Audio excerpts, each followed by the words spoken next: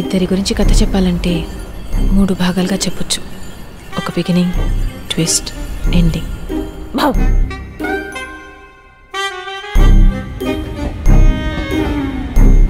నేను నందుని రైల్వే స్టేషన్లో కలుసుకోవడం బిగినింగ్.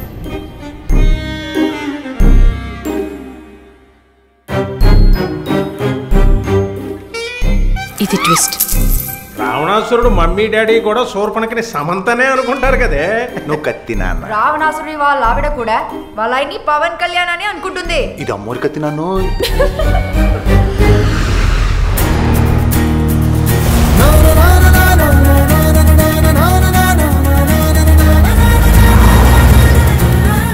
ఇది ఎక్కడ ఎండ్ అవుతుందో నాకు తెలియదు.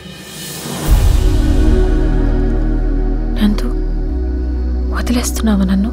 నిన్ను లవ్ చేసేంత లగ్జరీ లేదు, వదిలేసేంత లెవెలు లేదు. గోపాల గోపాల